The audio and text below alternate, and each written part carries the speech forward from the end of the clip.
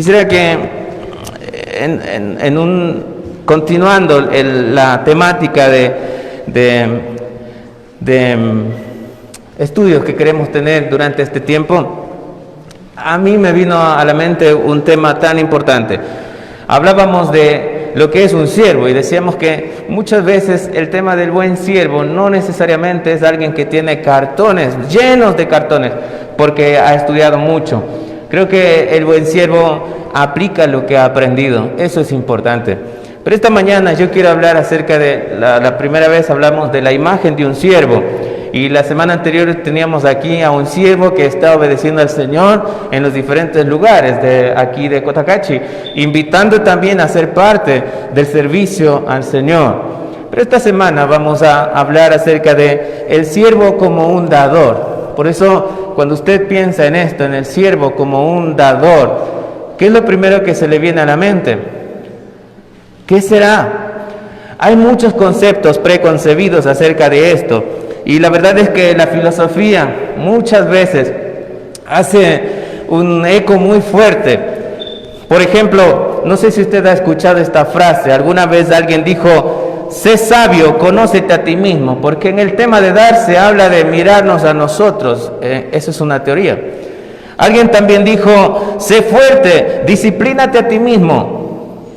Alguien dijo también, la religión, hablando de esto, dice: sé bueno, confórmate.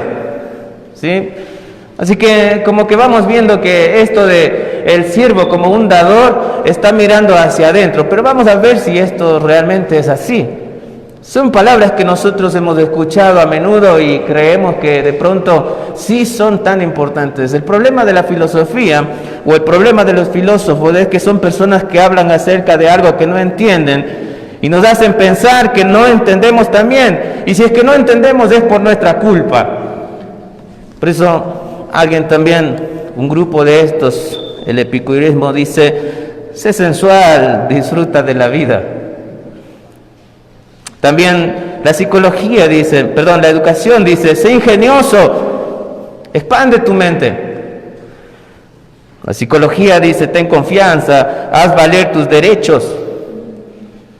Y el materialismo también, tenemos de aquí, dice que tiene que ver con satisfácete, complácete a ti mismo. El orgullo dice: sé superior, promuévete a ti mismo. El ascetismo dice: sé humilde, reprímete a ti mismo. El humanismo dice: sé competente, cree en ti mismo. El legalismo dice: sé piadoso, límpiate a ti mismo. Y la filantropía dice: sé generoso, renuncia a ti mismo. Eso suena bonito y eso lo escuchamos, pero yo quiero preguntar esta mañana si hay alguna mejor manera o hay alguna manera mejor de pensar en el siervo como un dador. Y esto es parte de la introducción que queremos hablar esta mañana, pero creo que todo lo que acabamos de ver tiene que ver con usted mismo, usted mismo, usted mismo. Hasta este punto todo tiene que ver con el yo. Y hago algo para usted, consigo mismo. Hago todo lo que tiene que ver conmigo. Pero qué diferente que es el modelo que nos dice el Señor Jesús acerca de esto. Y la verdad es que nosotros podemos encontrar en el libro de Filipenses, capítulo 2. Yo voy a ir dando estos pasajes nada más, luego nos vamos a centrar en el pasaje clave. Pero dice: nada hagáis por contienda o por vanagloria, antes bien con humildad, estimando cada uno a los demás como superiores a él mismo, no mirando cada uno por lo suyo propio, sino cada cual también por lo de los demás. Así que la filosofía deja a un lado esas maneras de pensar egoístas, de darnos para los demás, de darnos para el servicio, quedan a un lado. El peligro a veces también en la interpretación de la Escritura es que mucha gente quiere filosofar y quiere hablar tipo filosofía, la literalidad de la Biblia. Y allí alguien dice, siempre toma este ejemplo, dice: María es la madre de Dios, la madre de Jesús, perdón. Eso no es verdad, ¿no? Solo estoy diciendo que esas son maneras de llevarnos a creer cosas que no son. Dice, María es la madre de Jesús. Jesús es Dios, entonces María es la madre de Dios. Pero la Biblia, ¿qué dice? Dios es el Padre. Dios usó a una mujer piadosa. María es la madre de Jesús. ¿Se da cuenta? Cambia mucho. Ese es el peligro. Total, considerando que los demás son más importantes que usted mismo, busque usted la manera de ayudar, de estimularnos, de edificarnos, de animarnos los unos a los otros. Por eso se requiere una actitud que prefiere dar antes que recibir. Y en el reino de los cielos, el Señor Jesucristo dijo, más bienaventurado es dar que recibir. Y todo esto, pastor, tiene que ver con algo bíblico. Lo que usted me está diciendo realmente sí se puede considerar como algo que se encuentra en las Escrituras. Bueno, yo voy a hablar de unos pasajes que hablan precisamente de lo que Dios quiere que tengamos en nuestra mente como siervos, porque no nos predicamos a nosotros mismos. Por ejemplo, Romanos capítulo 10, versículo 13 dice, capítulo 12 del 10 al 13, amaos los unos a los otros con amor fraternal, en cuanto a honra, prefiriéndoos los unos a los otros, en lo que requiere diligencia, no perezosos, fervientes en espíritu, sirviendo al Señor, gozosos en la esperanza, sufridos en la tribulación, constantes en la oración, compartiendo para las necesidades de los santos, practicando la hospitalidad. Corintios dice, porque no nos predicamos a nosotros mismos, sino a Jesucristo como Señor y a nosotros como vuestros siervos por amor a Jesús. Sigue diciendo, porque el amor de Cristo nos constriñe, pensando esto, que si uno murió por todos, luego todos murieron, y por todos murió, para que los que viven ya no vivan para sí, sino para aquel que murió y resucitó por ellos. Gálatas habla de esto, porque vosotros, hermanos, a libertad fuisteis llamados, solamente que no uséis la libertad como ocasión para la carne, sino servíos por amor los unos a los otros. Hermanos, yo sé que el grupo que está esta mañana con nosotros pasaron un largo espacio para estar aquí. Y no es fácil dejar su país, dejar su tierra, pero ellos son jóvenes. No están esperando a quemarse en los últimos días para decir como la gente que es apática a la palabra de Dios, cuando ya sea viejo allí sí ya me voy a tomar en serio la palabra de Dios. Están dejando quizás hasta su sueño, porque Dios es importante. Y durante este tiempo preguntando al Señor, Señor, aquí estoy, ¿qué quieres que yo haga?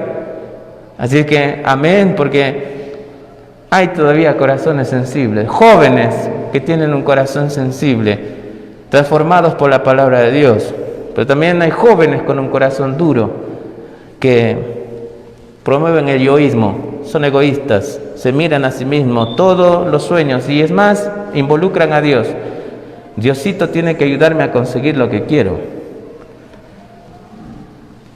El apóstol Pablo, hablando a los tesalonicenses, dice, antes fuimos tiernos entre vosotros, como la nodriza que cuida con ternura a sus propios hijos. Tan grande es nuestro afecto por vosotros que hubiéramos querido entregaros no solo el Evangelio de Dios, sino también nuestras propias vidas, porque habéis llegado a seros muy queridos, por lo cual animaos unos a otros y edificaos unos a otros, así como lo hacéis. Servicio. Muchos pasajes. Esto de tener una imagen de siervo es importante, porque la Biblia habla de las características que debe tener un siervo, pero también esto de ser un siervo como dador, habla de no estar distante de lo que es la obra del Señor. Somos hermanos. Nos ha alabado el Señor Jesucristo y nos une el hecho de que queremos que más personas lleguen a los pies de Cristo. Y así ustedes pueden pasar estos pasajes. Por ejemplo, quiero leer un último nada más, porque algunos dicen, todas estas palabras son tan importantes, pero ¿no será que Pablo ya no tenía otra cosa más que hacer, por eso se dedicó a hacer? ¿No será que era un rezagado de la sociedad, por eso se dedicó a hacer eso? ya no tenía otra cosa más y pegó en eso. Y parece que eso tiene que ver con la autoestima. Así que de baja autoestima ya no tenía más que hacer. Mira lo que dice el libro de Corintios, 2 Corintios capítulo 11, 5. Dice: y pienso que en nada he sido inferior a aquellos grandes apóstoles.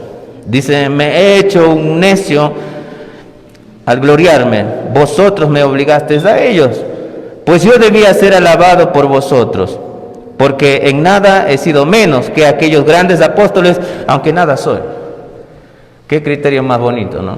Y creo que nos da el balance de que esto de ser un siervo como dador no excluye a personas. Al contrario, las personas nos excluimos porque quizás no entendemos la posición que tenemos delante de Dios. Cristianos es de gran responsabilidad. El Señor un día estará delante nuestro y todos le daremos cuentas a Dios. ¿Por qué hicimos con lo que el Señor nos regaló? Si de gracia recibimos, esa gracia, de gracia debemos también dar. Y el servicio tiene que ver con involucrarnos, tiene que ver con estar con la gente. Porque Dios no quiere que ninguno perezca, sino que todos procedan al arrepentimiento. Hay unos elementos básicos en cuanto al siervo como un dador. Por eso la pregunta de esta mañana es así: ¿cuáles son estos elementos básicos? Dar, perdonar y olvidar. Por eso queremos tomar el pasaje de esta mañana. Y quiero que ahora sí fije su mirada en el libro de Corintios, cuando dice: asimismo, hermanos, os hacemos saber la gracia de Dios que se ha dado a las iglesias de Macedonia, que en grande prueba de tribulación, la abundancia de su gozo y profunda pobreza abundaron en riquezas de su generosidad. Pues doy testimonio de que con agrado han dado conforme a sus fuerzas y aún más allá de sus fuerzas. Escuche bien lo que dice el versículo 4, pidiéndonos con muchos ruegos que les concediésemos el privilegio de participar en este servicio para los santos.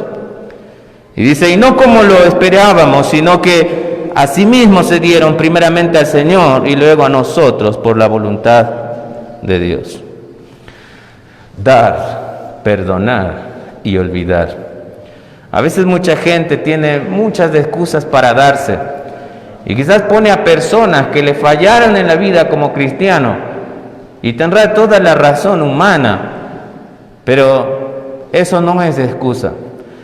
Mucha gente pone su distancia porque tiene un corazón no perdonador y dice: si va la persona a ese lugar, yo no quiero ir porque con él tuve...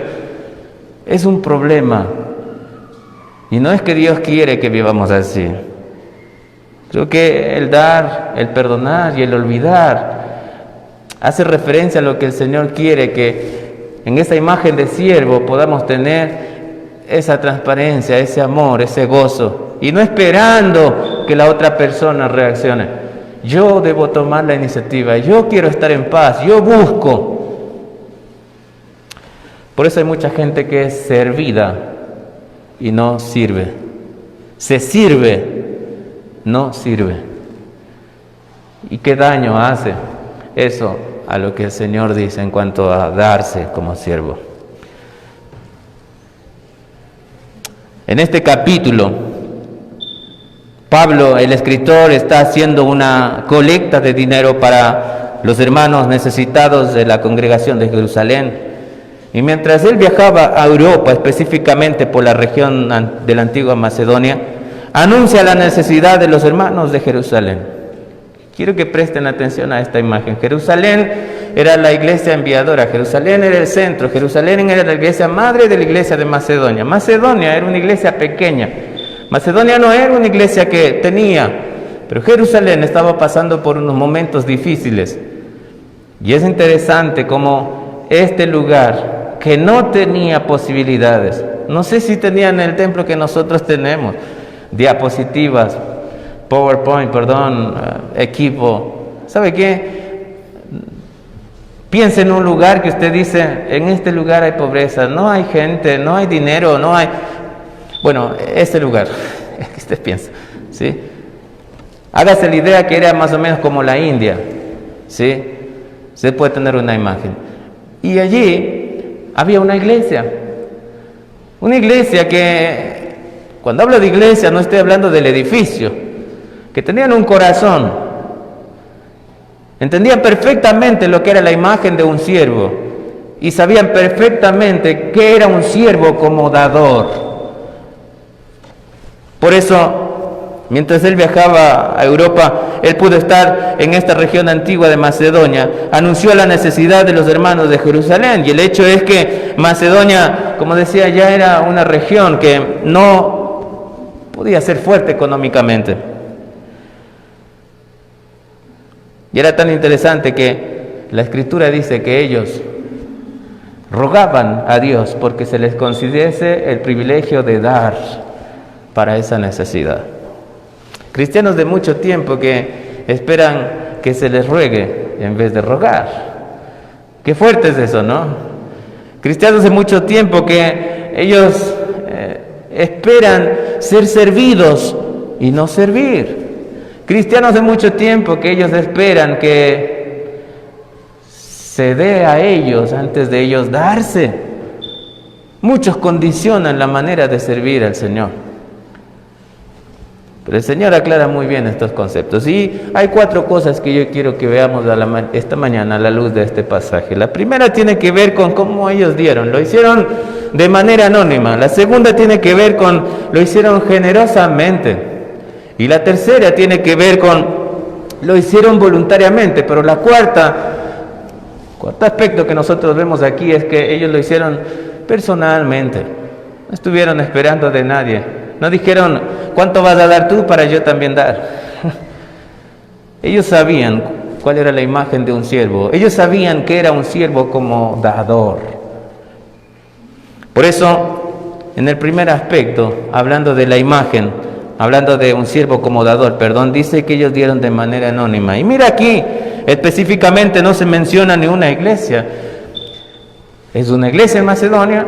No se habla, es interesante que no se toma la referencia a los hermanos que estuvieron dando, no se dice tal persona dio tanto, nada que ver, ni siquiera se destaca un individuo, tampoco ninguno se le levantaron o erguieron estatuas de bronce, tampoco se grabaron sus nombres en mármol por haber ayudado.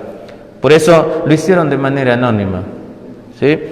Y los nombres de los supuestos no estaban escritos allí o levantados en una imagen o en un mármol, ni se registraron los nombres en un libro para que otros los vieran y se admiraran de ellos. Una gran prueba del verdadero siervo es que su anonimato. No está queriendo salir sobre los demás, ni quiere que vean cuánto da. No quiere que tengan esa imagen que si no fuera por él, la obra no seguiría. Qué triste es cuando la gente piensa eso, ¿no? Pero esa no es una imagen de un siervo, de un buen siervo. Peor aún, la imagen de un siervo como dador. La segunda cosa que nosotros vemos aquí es que ellos lo hicieron generosamente. Fíjate en el pasaje que dice que en grande prueba de tribulación, la abundancia de su gozo y su profunda pobreza abundaron en riquezas de su generosidad.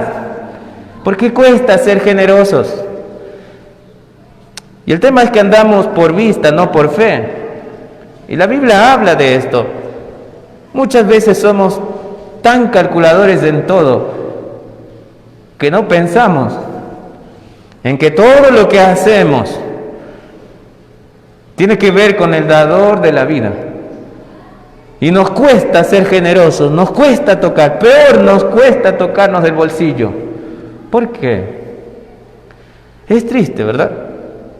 Y sabemos mucho, pero esa parte está comprometida con los primeros aspectos que estuvimos viendo acerca de filosofar en la vida. No, tienes que ver tú primero. Cuidado.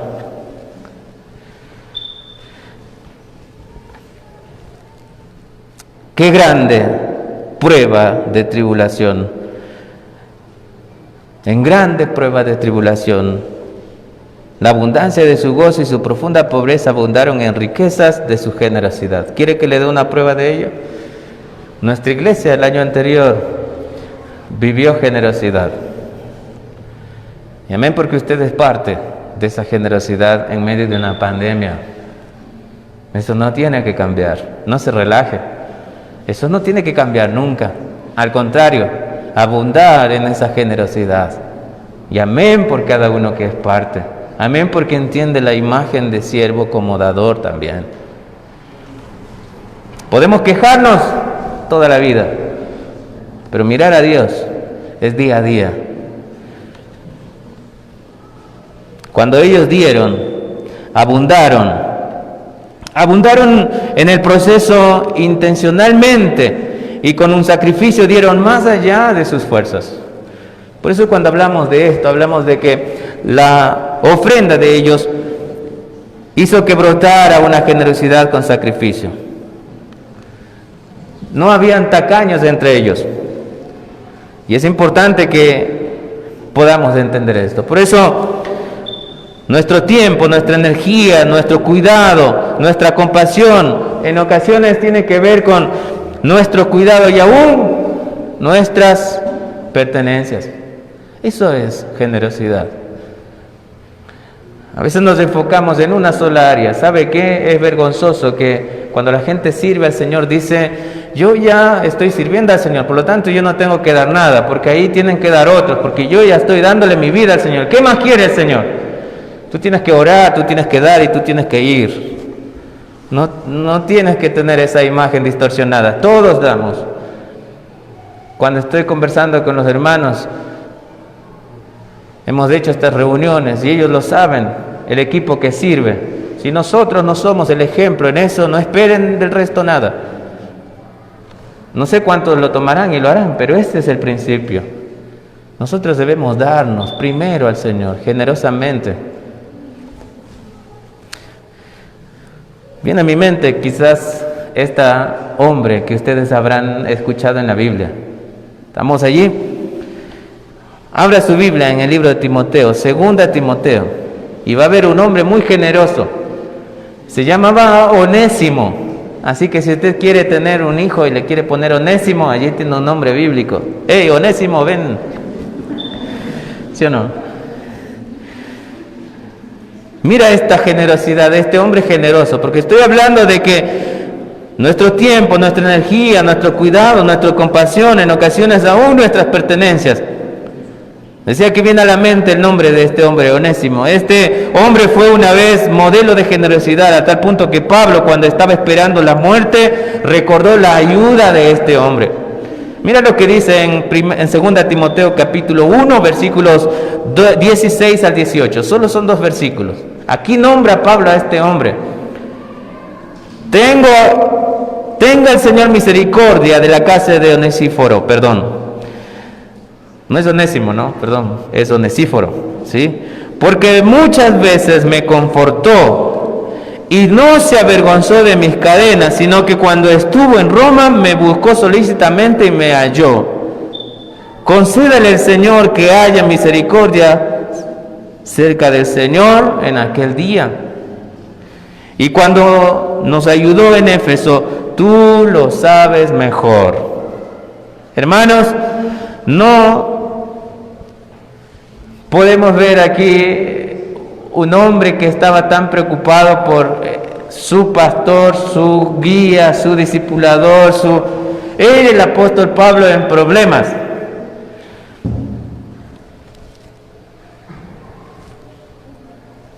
Onesíforo muchas veces confortó al anciano Pablo.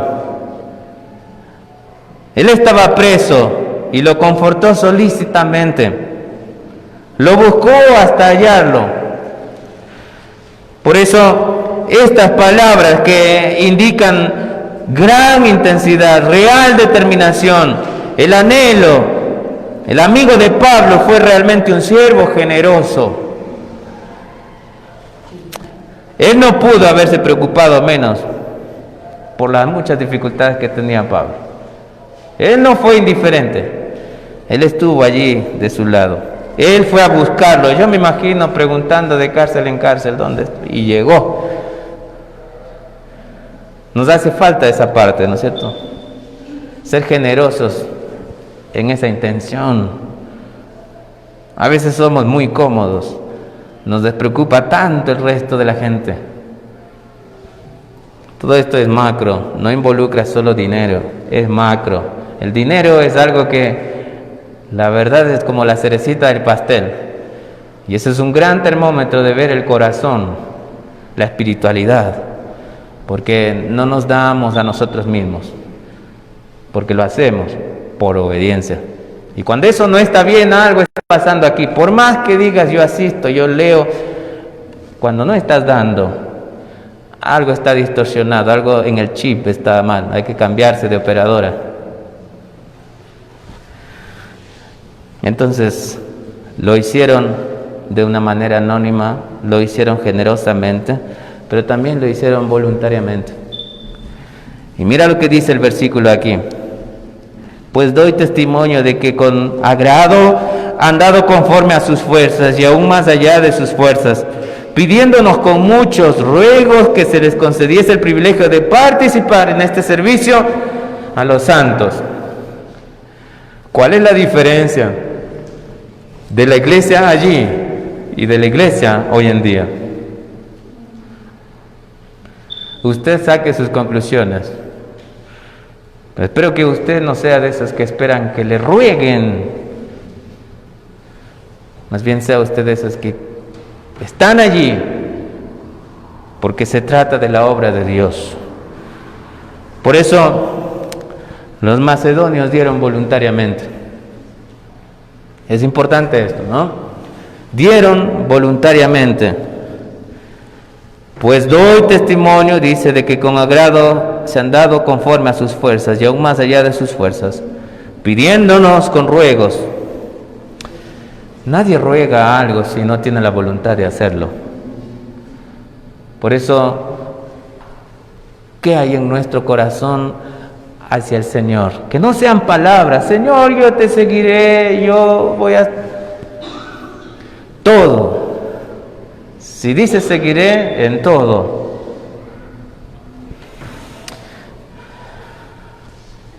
Y el último paso, y el último aspecto que yo veo aquí es que ellos lo hicieron voluntariamente y lo hicieron también personalmente. Aquí hay unos pasajes que yo quiero que veamos, pero lo hicieron ellos personalmente. Mira lo que dice. Y no como lo esperaban, sino que asimismo se dieron primeramente al Señor y luego a nosotros por la voluntad de Dios. Esto de hacerlo personalmente tiene que ver con una señal reveladora de auténtico darse en el servicio, de dar auténticamente. Y es imposible entregarnos a otros que estén a prudente distancia o ausentes. No podemos. Por eso aquí podemos ver la participación personal, es esencial, no incidental. Por lo general, esto abarca la adaptación de nuestras maneras y programas para que estos programas cuadren con los necesitados. Y yo estoy poniendo allí quizás para que ustedes vean, pero todo esto tiene que ver con un tema de el siervo como dador. Muy diferente al yoísmo que se promueve. Ese yoísmo es egoísta. La pregunta entonces sería, para terminar, ¿cuánto cuesta dar? ¿Cuánto cuesta dar? Con mi hijo este año, él no sabe, de grande le contaré. Pero ¿qué tal se ve mi corte de cabello? ¿Está bien? Bueno, un hermano me regaló una máquina de hacernos el cabello. Así que yo dije, este año vamos a hacer algo con mi hijo. Abrí un cepo, yo le corto el cabello a mi hijo y yo afuera gasto $2.50, donde la caserita.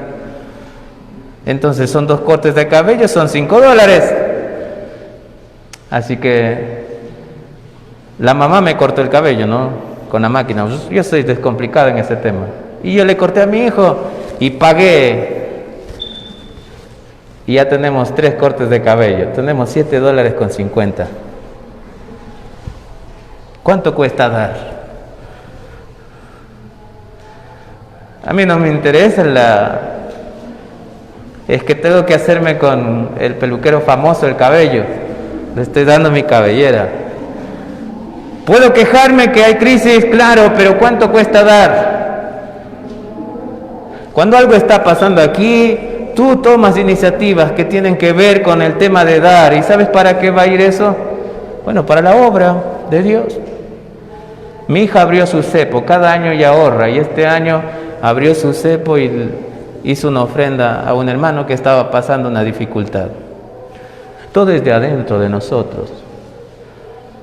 Te dirá, pero está diciendo para lavarse lo que está haciendo. Hermanos, no soy el mejor ejemplo, de verdad. Y busco, ayúdenme a crecer a mis hijos en el temor del Señor. Pero quiero que a mis hijos les importe. Quiero que a mis hijos les interese, que no sean desentendidos, que no sean apáticos. Y si yo puedo sembrar desde pequeño en este tema de guardarse en el corazón, de no ser egoístas, de no enseñarles que la vida es plata, tienes que ser alguien en la vida. No, eso no es así.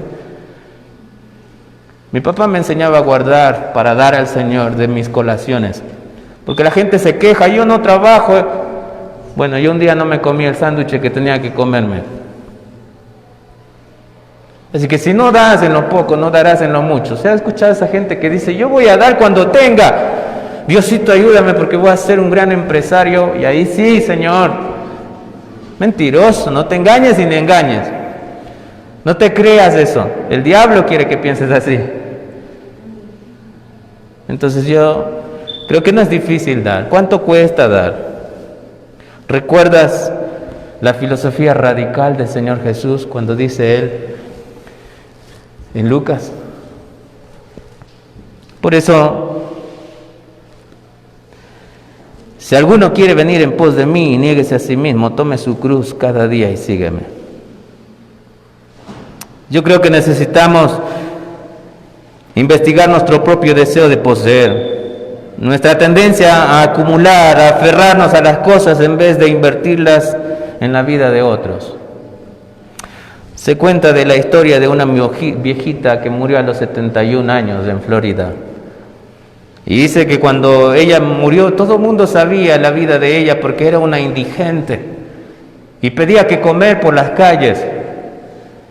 La gente le conocía, pero cuando ella murió, murió en una lúgubre casa. No tenía ni una cama, harapos en el suelo. Pero cuando se hicieron las investigaciones de lo que cuando ya llegaron a ver, cuando había muerto, a hacer el levantamiento, encontraron unas llaves. Y es interesante que estas llaves correspondían a 2 cajas de seguridad en unos bancos. La primera contenía más de 700 certificados de ahorro.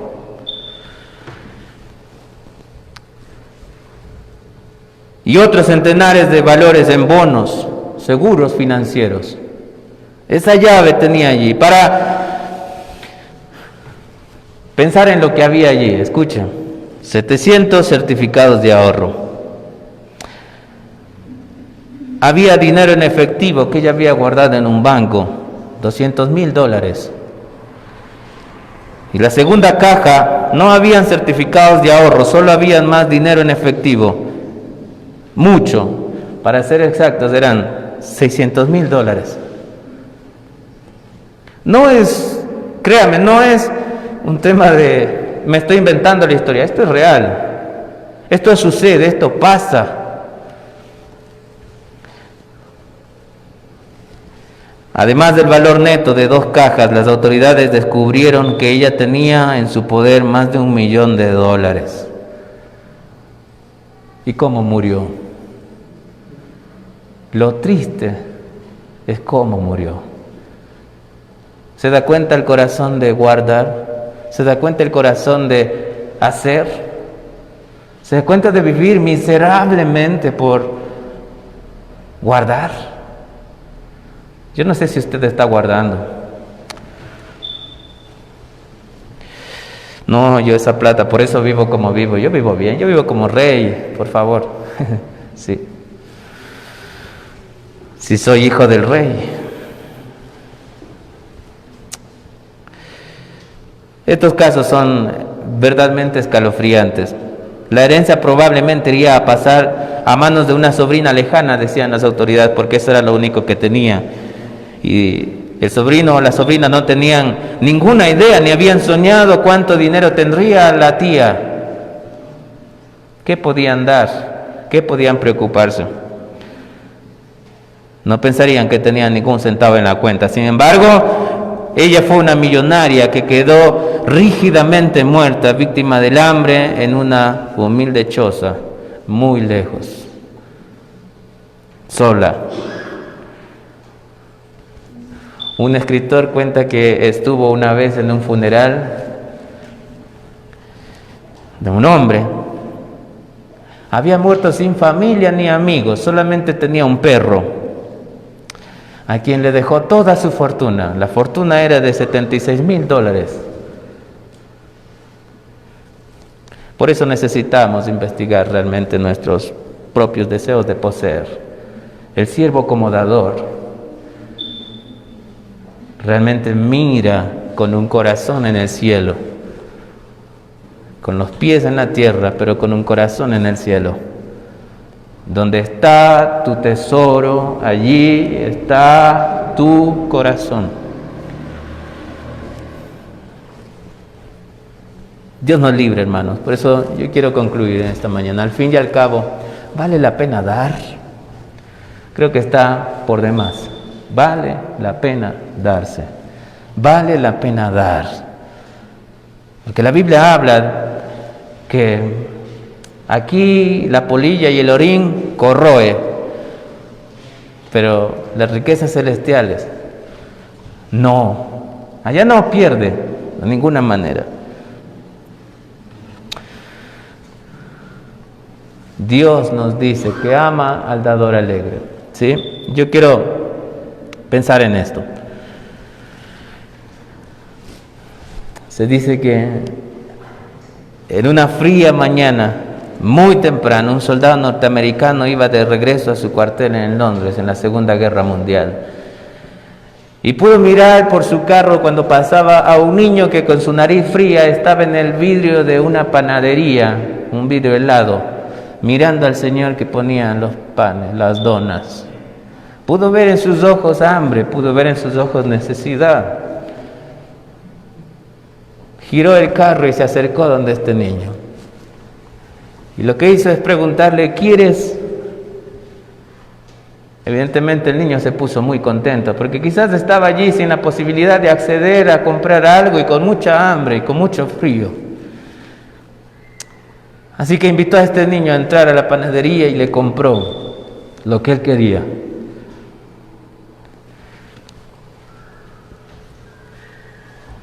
El muchacho, sorprendido por lo que estaba viviendo, no se esperó, solo tenía una necesidad, alguien se acercó. Pero cuando este hombre le dio lo que el niño quería, salió y este niño dice que cuando él se iba, se acercó y le agarró del brazo y le dijo, ¿es usted Dios?